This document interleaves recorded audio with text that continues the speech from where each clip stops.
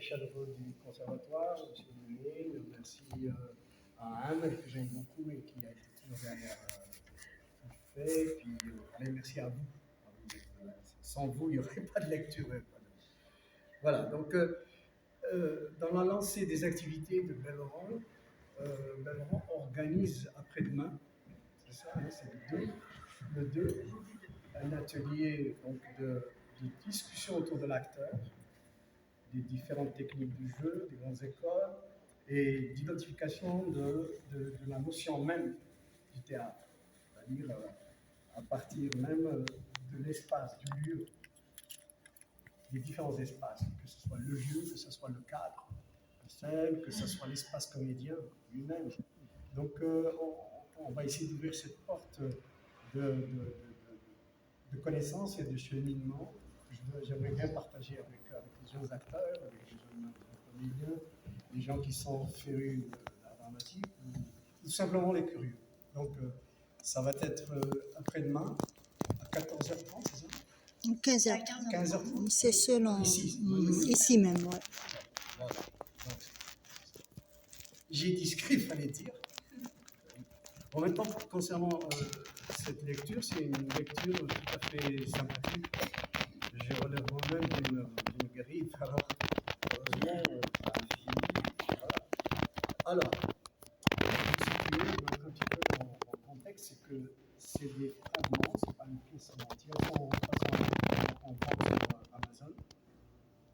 Et c'est des 3 pièces d'un ensemble que j'ai écrit, et ces 3 pièces-là, une seule a été montée. C'est celle que je vais commencer, donc, qui s'appelle Shahrazad démissionne, qui est un conte-livre, une parodie, un clin d'œil un petit peu à, on va dire, à Michael, parce que d'abord ça a été une invitation par le Festival du Monde Arabe à Montréal, qui lui n'a jamais programmé de théâtre dans toutes ses éditions. C'est un festival très important, international, très couru, et c'est une biennale, de toute façon ça se programme chaque 2 ans. Et un jour, ils sont spécialisés que dans la musique arabe, dans toutes ses diversités, puis dans la chorégraphie, dans plein de choses de ce type-là, sauf théâtre. Et là, ils m'avaient contacté, ils m'avaient demandé de leur écrire quelque chose. Et c'était le thème à l'époque, c'était en 2006. Et le thème à l'époque, c'était la femme. Et moi, donc, j'ai voulu un petit peu m'amuser et puis prendre à contre-pied les Mille et une nuits dans leur conception assez classique, assez orientée. Donc, c'est ça. Donc, ça s'est passé comme ça. Et j'ai pu donc créer le spectacle dans ce cadre-là et puis le diffuser après en Montréal et en Ontario. Et ces spectacles-là aussi m'ont permis aussi de rencontrer notre bien-aimé Chebel. Et puis il y avait aussi dans le programme Ryan Alaï, il y avait quand même pas mal de... Alors, ce spectacle-là, quand il s'est donné, il y avait, c'était prévu une représentation, comme tous les autres. Et puis ils m'ont rajouté une supplémentaire. C'était à la Place des Arts, à la salle de la Place des Arts à Montréal. Voilà. Et c'est une parodie. Donc, voilà. Moi, ça m'a permis aussi, et je m'excuse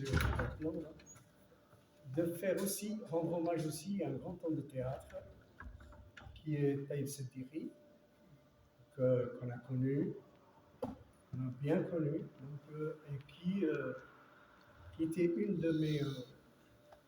un de mes phares, en quelque sorte, tant par sa créativité que par sa pertinence, ou son impertinence, c'était les deux. Et donc je voulais absolument lui rendre aussi hommage. Voilà. Donc, ça va être la première lecture, le premier fragment. Évidemment, dans ce fragment, j'ai pris le début, puis un petit peu le milieu. Je ne pouvais pas apprendre toute la pièce. Donc, c'est Shahrazad démissionne. médication. Le conteur apparaît émitouflé dans une gantoura. Il porte une lanterne et un encensoir. Avec des gestes lents et mesurés, il encense l'espace. Un rituel dont il semble habitué. Le conteur. J'invoque l'esprit du feu pour attiser l'ardeur de mes excès.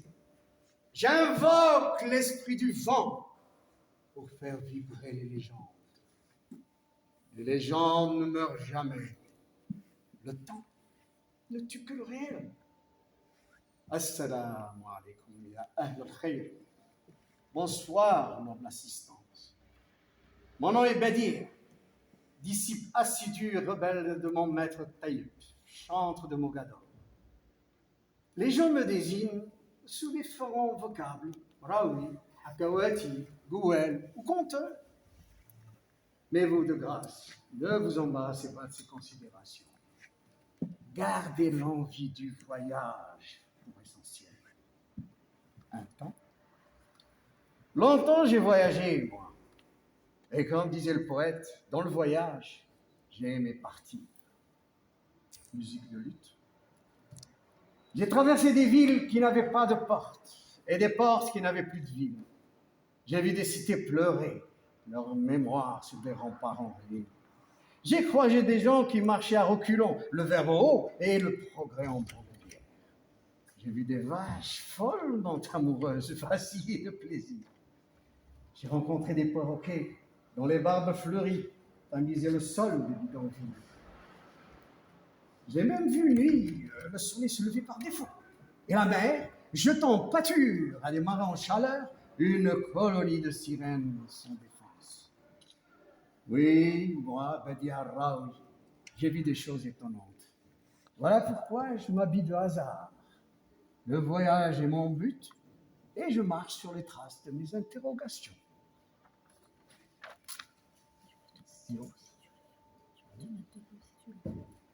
Oui, j'en ai bien. Ouais, vas-y. Pardon. C'est juste pour la photo. Mais est-il raisonnable de parler de moi? Car la tradition veut qu'un conteur ne parle jamais de lui. Il raconte. C'est sa mission. Mais qu'est-ce donc que raconter si ce n'est payer de sa personne? Une fois n'est pas coutume, laissons les choses aller. Seul Dieu est immuable.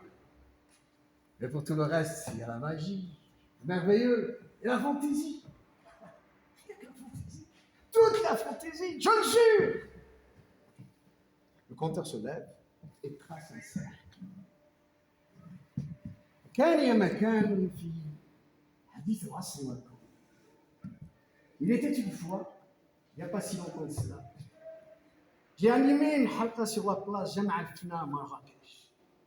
Et comme à l'accoutumée, la foule haletante me suivait avec une dévotion majuscule, se bousculant sur le perron de mes palais, se prosternant devant la puissance de mes rois et princes, bavant devant des mets soignés aux saveurs affolantes, ivres de parfums dont les senteurs inusitées ravivent les cœurs les plus endurcis. Quand, et par inadvertance, j'accroche la manche d'une admiratrice trop audacieuse, et voilà! Nuit noire, bruit de tonnerre, puis lumière étrange. Je vois apparaître un génie aux formes rondes et accentuées. En clair, une femme. À partir de ce moment, le conteur raconte en proposant et animant tous les personnages. Alors, le génie femme. On dirait que j'ai la tête dingue. Le conteur est étonné, moi. Oh non, j'ai l'habitude des génies. Sauf que c'est toujours des hommes. Eh bien, à partir d'aujourd'hui, mon cher Badou, les camps sont à rebours. Quand c'est étrange. Je n'ai vu aucune fumée, ni bouteille, ni une lampe magie. Mais tu n'es pas Philippe, comme génie. Ben, tout simplement, Badou, je suis sorti de tes désirs. Le conteur. Ah, Alhamdulillah. J'ai vu fumer quelque chose de fort ce soir. J'ai dit, allez, viens, Badou, je t'enlève. Le conteur. Et là, un instant. On se se connaît même pas. Un génie. Je suis Maïmouna, un génie au service du célèbre magicien Magic Zar, lui-même au service du grand Shahraya, roi des Indes, de Chine et de Perse. Menteur. Non, franchement, j'ai fumé quelque chose ce soir. Alors, ressaisis-toi, Badaï, ressaisis-toi. Génie. Je dois te ramener sans tarder auprès de Sa Majesté Shahraya. Le conteur. Alors là, je suis certain que c'est toi qui as fumé quelque chose de génie. Le génie, soit ça, soit je te fais bègue. Oh,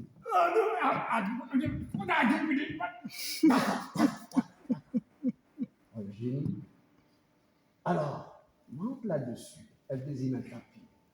À Bagdad, on changera de tapis. On fera une escale. Et pourquoi Bagdad? Pourquoi pas Paris ou Rome? Et là, donc, je vous passe un petit peu en passage, parce qu'ils surplombent, ils vont jusqu'à Bagdad, il y a des contes à Bagdad et tout ça. Et là, ils continuent leur chemin. Ils ont fait escale, ils ont changé de tapis. D'accord? Voilà. Et me voilà à nouveau, planant tel un aigle impérial dans le ciel de l'Orient. La Perse mythique tendit ses montagnes, Elbouz et Zagros pour m'accueillir.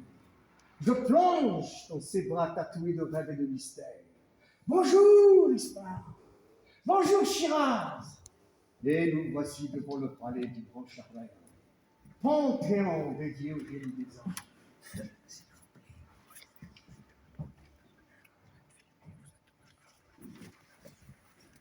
Panthéon dédié au génie des hommes.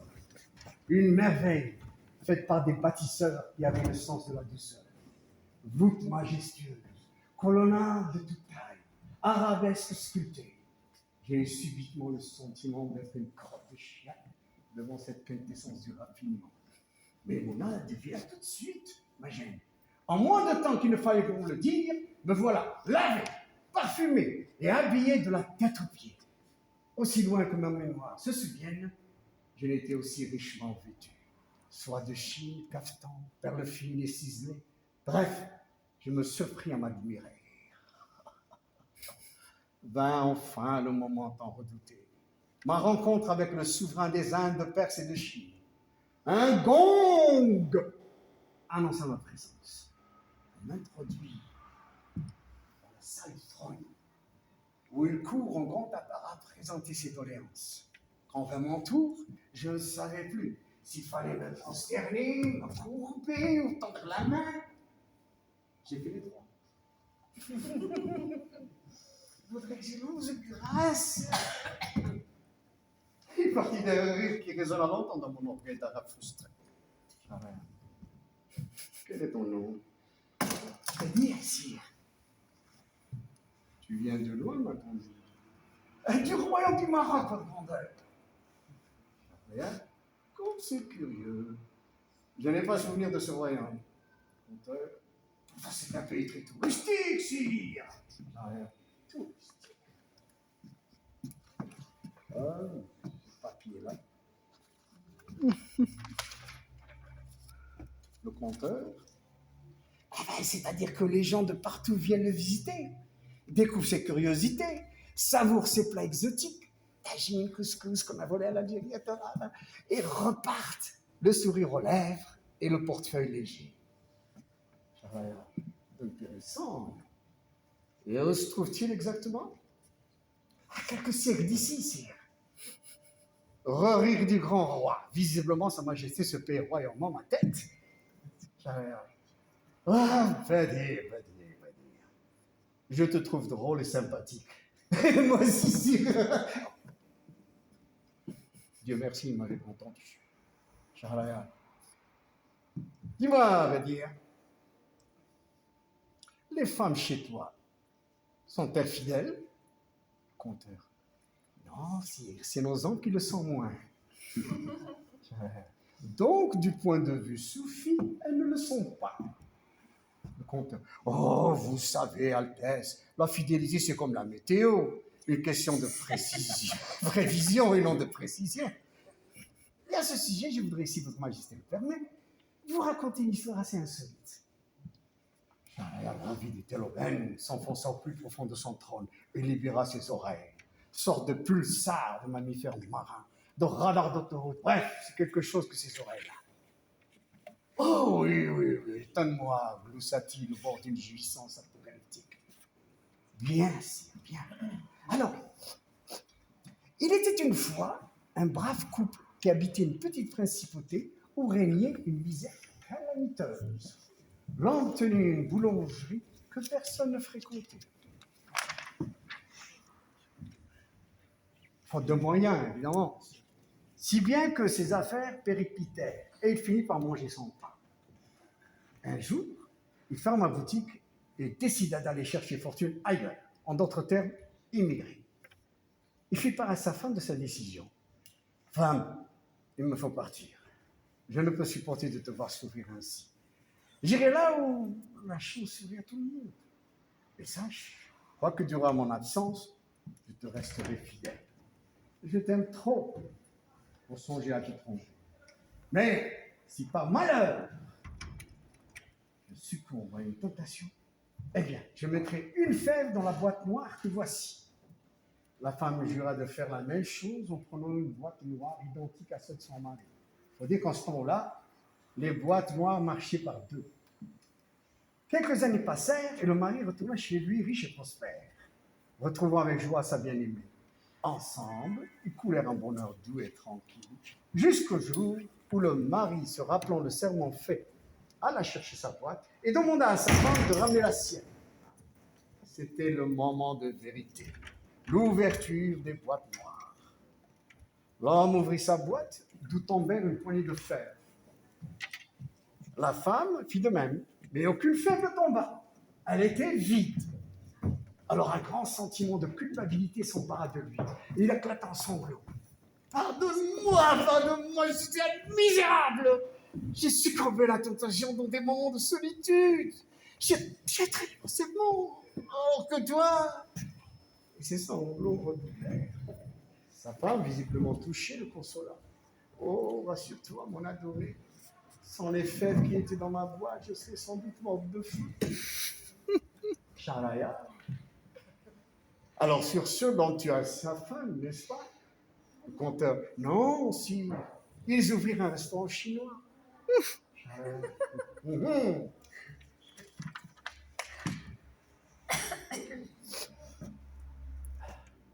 Mon cher Badir, si ta verve se confirme, je ferai de toi un homme riche et puissant. Je suis au service de sa majesté, que Dieu lui prête longue vie. Alors voilà, je suis sur le point de recevoir une délégation de croisés en croisière. Il souhaite vivement ton Shahrazad compte, car tu n'es pas sans ignorer que sa réputation a dépassé les mers et les océans. Mais Shahrazad refuse, en mépris de nos règles d'hospitalité, défiant mon autorité. Aussi, mon châtiment sera à la hauteur de son audace. La mort. Oh, si, je vous conjure, n'en faites pas.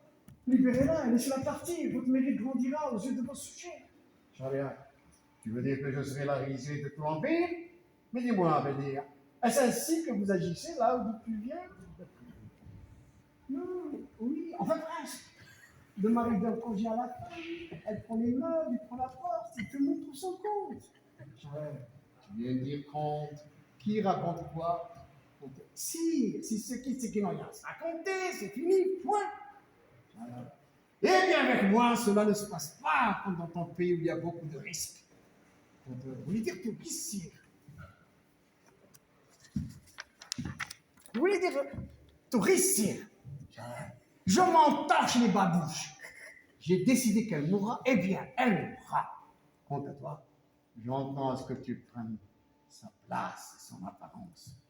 Hein? Avant ou après sa mort? Je veux que mes croisés partent satisfaits. Tu raconteras, Bédir. Retire-toi à présent. Je compterai. Ainsi a parlé Shahryar, ainsi a fermé sa gueule, Bédir. J'étais perdu dans mon désarroi quand un jeune garde me demanda de le suivre jusqu'au quartier privé de Shahrazad. C'était un palais dans un palais. Une ambiance sereine et réglée. Un orchestre jouait un air mélancolique. Des femmes, belles comme des rayons de soleil un matin de printemps, s'adonnaient à différentes tâches. On aurait dit une miniature de Mohamed Rassi. Je cherche du regard la reine des reines, celle qu'aucune image n'a pu mortaliser, la source de mes 40 ans de délire, Shahrazad, on en doux comme un murmure. Quand soudain, une grande porte s'ouvre, livrant passage à une créature dessinée par une main divine, magnifique, insolente de grâce et d'élégance, drapée de soie et de brocart, la tête cerclée de diamants. Elle ne marchait pas, elle glissait comme un signe majestueux sur un lac en miroir. Ses grands yeux fondus en amande se posèrent sur moi avec une infinie douceur. Elle s'approcha plus près encore, et son parfum de musc et d'ambre m'acheva. J'ai mis un genou à terre, puis un autre, puis mon cœur, puis mon âme, puis tout le reste. En un mot, je me suis désagrégé. Elle m'invite à m'asseoir. Shahrazad. Tu es Bédir, le conteur venu du pays du soleil couchant. Le conteur. Et toi, Shahrazad, la sainte patronne des conteurs. Shahrazad. Ainsi, je suis conteur. Conteur. Et quelle conteuse! Quand tu ouvres la bouche, le temps s'assoupit. Et l'imaginaire sort de sa léthargie. Chacun de tes contes est une véritable perle lorée dans un écran magique. Shahrazad, rien que ça, le conteur. Et plus! Je ne commettrai aucune imprudence en déclarant que ton franc cache un ton d'intelligence. Tu es ma maîtresse! Enfin, je veux dire ton art de compter. Est-ce là un aveu d'amour ou un signe d'admiration excessive? Silence.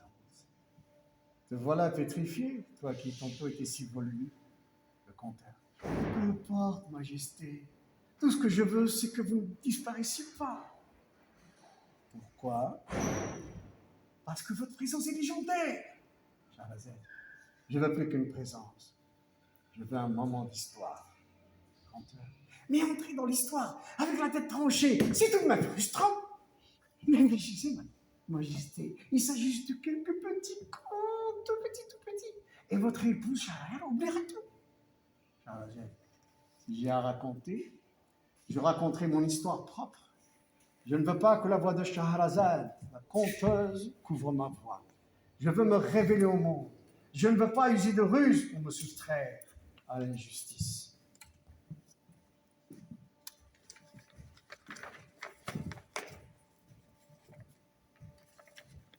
Excusez-moi. Le conteur. Oh, excusez-moi.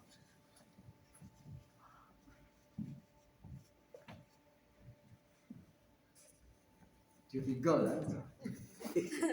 Le conteur. D'accord, ne parlons pas de ruse, parlons d'astuce. Alors voilà, prétexter un mal de gorge horrible que seul un chaman de Mongolie peut guérir. Ou mieux encore, tomber enceinte. Oh, je reconnais que c'est là une idée stérile. Le décalage horaire, sans doute. Mais inventer n'importe quoi. Tenez par exemple, comme dans le conte de Badreddin Ould Sultan. Vous vous rappelez l'histoire de ce jeune prince qui tomba malade le jour où il découvrit dans le livre du sable cette phrase fatidique: le meilleur plaisir est celui qu'on n'a pas pu obtenir. Il fut habité par la mélancolie. Vous vous rappelez, Shahrazad, l'histoire où Ali a eu la tête coupée, le conteur au public. J'étais là, persuadé son Altesse de renoncer à son funeste destin, quand Shahrayar fit irruption, suivi de sa cour, qu'il chassa d'un geste de la main. Le silence était à couper au sabre. Écoutez, noble assistance. Écoutez l'histoire de Shahrazad qui s'opposa à la puissance du roi Shahrayar. Moi, Bédir, votre serviteur, témoin volontaire de ces joutes, je vous le dis. Traitez-moi de conteur et vous aurez l'illusion pour vous. Traitez-moi de menteur et vous aurez la raison contre vous. Bismillah. Que dit le livre ancien? On ne peut cacher le soleil avec un tamis. Nous voici donc en présence d'un roi et d'une reine qui vont oublier l'espace d'une confrontation, les usages dus à leur rang. Shahrayar. Alors, chouchou, non seulement tu fais parler à part, mais tu me désobéis. Moi, ton maître et ton époux. Shahrazad. Mon époux, dis-tu, 1001 nuits sans une vraie nuit d'amour. Shahrazad. Pourtant, je me souviens de t'avoir fait un enfant. Shahrazad. Une union sans plaisir, un enfantement sans étreinte. Shahrazad. Tiens donc. Et que faisions-nous alors? Une partie d'osselet, sans doute. Shahrazad. Même à ce jeu, tu manques d'adresse, cher époux. Shahrazad. Attention, si tu continues à me provoquer, je risque de révéler des choses graves. Shahrazad. Libère ton flot de légèreté. Le tir et le fat sont à sec. Shahrazad. Tu auras voulu. Écoute ça, va dire. Mais cette femme ne s'est même pas embrassée. Shahrazad. Parce qu'on se connaît. De toute façon, tu n'embrasses que les miroirs. Shahrazad. Mais parce que les miroirs ne me renvoient pas ton image. Et puis la nuit, elle ronfle. Shahrazad. Comment peut-il le savoir, lui qui cuve son vin dans tous les couloirs du palais? Ah, ça c'est trop. Je ne veux pas qu'on touche à l'ivresse de mon autorité, car cela me rend sourd de rage. Je sens que je vais faire pipi. Conteur, dans une colère très humide, Shahrazad quitta brusquement Shahrazad. Quant à moi, abandonné au milieu d'une corde de femmes, je ne savais plus à quel sein me vouer. J'avais Shahrazad. Altesse, je sais que ce n'est pas désobligeant, mais si cela continue, c'est avec nos deux têtes qu'il va faire son agible, Shahrazad. Il nous faut trouver une solution, et vite. Shahrazad, ce soir, tu prendras ma place auprès de ces hôtes étrangers. Laisse ton éloquence aller. Au petit matin, tu repartiras riche et anobli par Shahrazad. Le conteur. Mais moi, je suis un conteur de place publique. Mes spectateurs sont des gens pauvres et sans le sou. Des gens qui rêvent debout, à réaliser merveilles. Tandis que là, c'est différent. Ça pue l'aisance, le bien-être et la prospérité. Un coffre plein, ça rêve pas, majesté. Ça chie la puissance et le pouvoir. Et puis, je n'ai pas demandé à être ici, moi. Moi, je n'ai rien choisi non plus. Mais on m'a assigné la mission de distraire la gente masculée, le conteur. Et toi, au moins, tu as sauvé beaucoup de femmes des mains de Shahrazad.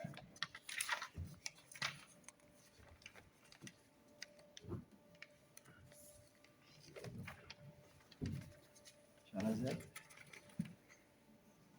Une offrande pour racheter leur infidélité. Mais quelle infidélité? Chaque fois que Shahrazad racontait, moi, l'autre Shahrazad, je refoulais ma parole. Et les contes ne finissaient pas de finir. Il m'a fallu tout le courage du monde pour subir ce bagne de la parole. Combien de fois j'ai rêvé de m'échapper à travers ces fenêtres grillagées, de sentir le vent de la liberté me laver de tous ces affronts. Conteur, le vent t'a porté jusqu'à moi. Il te portera sans doute aux frontières de l'impossible. Il fera résonner l'écho des siècles au fond des consciences endormies. Oh, pardonne ce relâchement. Je suis sans doute un vieux fou qui soliloque des choses insensées face à la plus intelligente des reines. Shahrazad, dans ton pays bédéen, les femmes se mettent en face des hommes ou à côté? Shahrazad, ni en face ni à côté. Elles bouffent constamment, insaisissables, si bien que les hommes sont trop souvent obligés de leur courir après. Shahrazad, et toi, Bédia, as-tu couru derrière l'une d'elles? Non. Moi, c'est la police qui me courait après. Shahrazad, pourquoi? Conteur, la police n'aime pas les conteurs. Et puis je suis pudique, moi. Si pudique qu'une fois par distraction, voulant entrer dans un hammam pour hommes, je suis rentré dans celui des femmes. Les femmes affolées criaient « Oh non! Oh non! Oh non !»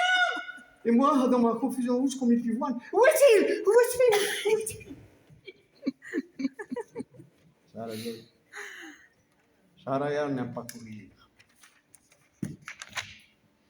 Et le conteur, chez moi aussi, il y a des hommes qui n'aiment pas les femmes insaisissables. Ils leur fabriquent des ailes en soie pour qu'elles puissent retomber sans bruit sur leur résistance. Puis ils les alourdissent d'or pour que ni de l'envol ni de la chute, elles ne connaissent le goût. Connais-tu la vie des femmes dans un harem? Conteur. Pas plus que ce qui se rapporte dans les contes, Majesté. C'est-à-dire de la musique, des hamansona et un paquet de chair à plaisir. Shahrazad, la réalité est tout autre. C'est un tissu fait de lambeaux de solitude, une trame de douleur cachée, un métissage de souffrance. Les femmes, pour survivre, s'inventent des histoires extraordinaires dont elles sont les personnages principaux. Conteur, venez avec moi, Majesté. Vous raconterez au monde qui est le mien vos 1001 peines. Shahrazad, non, Badir, je ne suis pas une martyre. Je ne suis qu'une femme, mais une femme heureuse de dire je. Voilà.